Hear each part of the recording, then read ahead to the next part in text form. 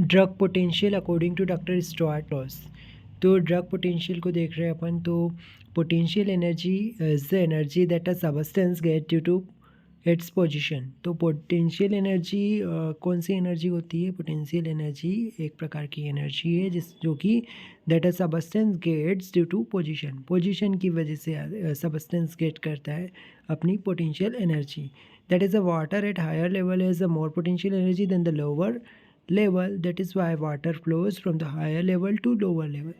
मतलब वाटर में भी पोटेंशियल एनर्जी होती है। तो जो वाटर पे हायर लेवल पे ज़्यादा पोटेंशियल एनर्जी होती है as compare to lower level, इसीलिए वाटर का flow higher to lower level की तरफ होता है। इसी प्रकार से जो likewise the electricity heat also flow from one point to another point because of the difference between their potential energy। मतलब इलेक्ट्रिसिटी में भी पोटेंशियल एनर्जी में डिफरेंस की वजह से फ्लो होता है। तो ड्रग्स में भी क्या होती है? पोटेंशियल एनर्जी होती है which decide their action. These potential energy is hidden in the interior of the drug substance. This hidden potential energy is the drug potential. It is the capacity of the drug to cure patient। तो drugs में भी potential energy होती है जो decide करता है उनकी action को। ये पोटेंशियल एनर्जी हिडन रहती है in the interior of the drug substance. और ये जो हिडन पोटेंशियल एनर्जी इसी को ड्रग पोटेंशियल कहते हैं। ये it is the capacity of the drug to cure the patient. Up to understand this energy, the drug substance has to be potentized. After that, it has been given to a certain healthy human beings, known as a prover.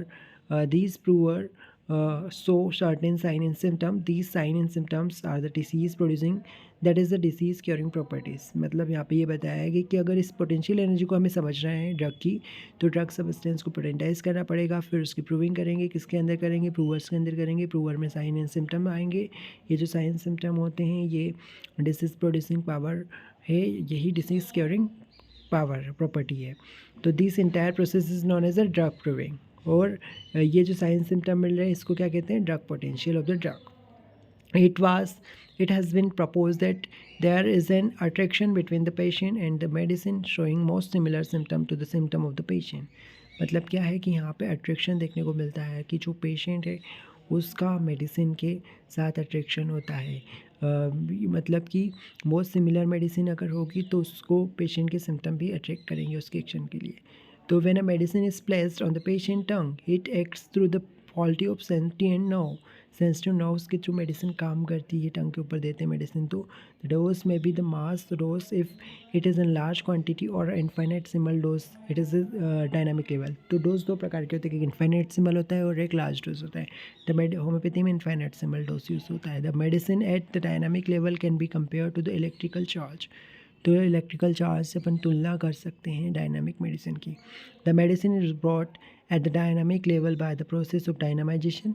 By the process of dynamization, we can control, modify, and measure the action of homeopathic medicine. In homeopathy, we consider the life is a dynamic in nature and is governed by a certain laws. These vital force which animate the human body is also considered to be dynamic in the nature. The arrangement of these vital force known as the disease. So the medicine that cure the patient must be dynamic in nature।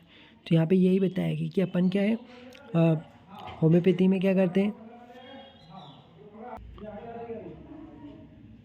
So in homeopathy अपन है ना disease को dynamic consider करके रखते हैं। ठीक है, homoeopathy we consider that life is a dynamic. हम जानते हैं कि लाइफ डायनामिक होती है और सर्टेन लॉज के द्वारा उस लाइफ गवर्न होती है। तो वाइटल फोर्स होता है वो ह्यूमन बॉडी के अंदर एनिमेट करता है। ठीक है, उसका डायनामिक नेचर होता है। अगर उसका डीअरेंजमेंट हुआ है वाइटल फोर्स का तो उसको डिसीज़ कहते हैं। तो सो मेडिसिन जो है वो भी डायनामिक नेचर की होनी चाहिए। The medicine are able to cure the patient because they have a potential energy that is the dormant or hidden in them. Medicine patient को क्योर कर सकती है क्योंकि उसके अंदर डोरमेंट डायनामिक पोटेंशियल एनर्जी पाई जाती है। डोरमेंट छुपी हुई हिडन पोटेंशियल एनर्जी पाई जाती है मेडिसिन में, तभी वो क्योर कर सकती है।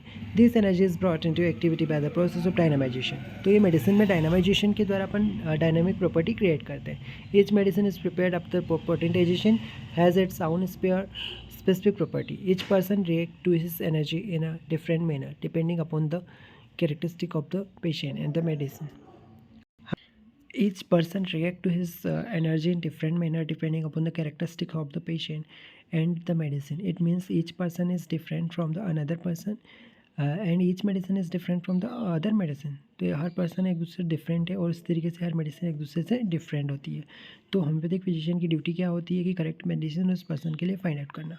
Doctor Hahnemann discover that due to potentization the quality of drug action is govern by the quantity of the drug use. मतलब यहाँ पे डॉक्टर हेनीमन ने डिस्कवर किया कि जो पोटेंटाइजेशन अपन करते हैं उससे जो quality of the drug action is govern by the quantity of the drug use.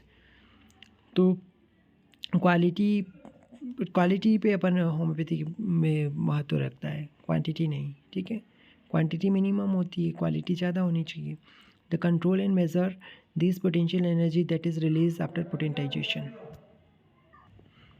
Dr. Henneman adopted centesimal scale. This scale fulfill the requirement of quantitative as well as the qualitative measurement of the potential energy. तो doctor हेनीमन ने जो potential scale आया था centesimal scale, वो fill करता है इस criteria को. क्वालिटेटिव मेजरमेंट और क्वांटिटेटिव दोनों को बताता है. ठीक है, जो क्वालिटेटिव पोटेंशियल एनर्जी है वो इसमें उसकी जो रिक्वायरमेंट थी वो नीड पूरी हो जाती है आपके सेंटेसिमल स्केल के द्वारा. It is the dynamic potential energy that cure the patient. Homeopathy developed into the efficient system of therapeutic due to Dr. Henneman discovery of the concept of dynamic nature of the life, disease and medicine. तो life, disease and medicine सब में क्या होता है, dynamic nature होता है. ये discover किया था हेनीमन सर ने.